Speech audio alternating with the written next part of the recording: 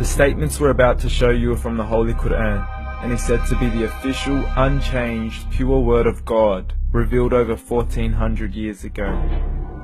Claiming to be the word of God is a heavy statement, and without proof, or if a single contradiction is found within the book, the apparent word of God will be proven false. So without further ado, let's put the book to the test. In the 23rd chapter, titled The Believers, from the 12th to the 14th verses, God is said to give a detailed description of how the human being is formed. It begins by saying, "We then placed him as a sperm drop in a place of settlement, firmly fixed.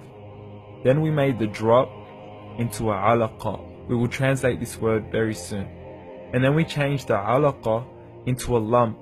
Then we made out of that lump into bones. And then we clothed the bones with flesh. Then we caused him to grow and come into being and attain the definitive human form." In the 21st century, we can now safely say that this verse is clearly describing the process of human development in correct chronological order.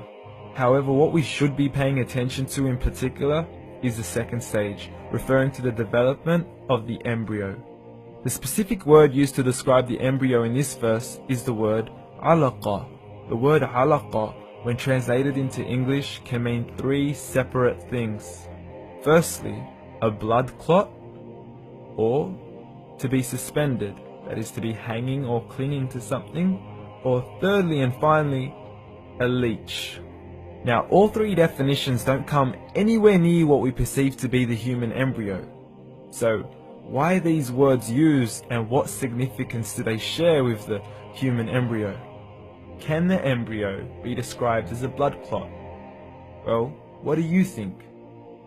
In the third week of embryonic development, a tubular heart joins with the blood vessels to form a primordial cardiovascular system, and by the end of the third week, the blood is circulating and the heart begins to beat on day 21. The first thing that comes to mind in regards to being suspended or hanging is the umbilical cord. But we can't use that example because we are simply referring to step 2, before the baby has even formed. But we now know today that the umbilical cord is formed from the connecting stalk. And the connecting stalk is formed as soon as the embryo is formed. The embryo's connecting stalk has even been described by John Allen and Beverly Kramer as an object to suspend the developing embryo in the extra-embryonic column. So an embryo is suspended and does have a strong resemblance with a blood clot. What on earth would an embryo have to do with a leech? Figure A shows the structure of an embryo at 25 days. Figure B shows a leech. Now please note once again that the embryo in this stage is no greater than the size of a kernel of wheat. This is an X-ray of the embryo at 22 days. This is the internal structure of a leech. It's mind-blowing stuff, but you still haven't seen anything yet. This is the head of the embryo at 22 days. The detail you are seeing right now is absolutely impossible to be seen with the human eye and can only be seen with a microscope. This is the back end of a leech. There's no other words used to describe this other than mind-blowing. The pictures we have shown you are impossible to be seen with the human eye or even to be predicted by the human mind. Once again, the verses we have shown you were revealed over 1400 years ago to a man who couldn't read nor write. Are these the words of God?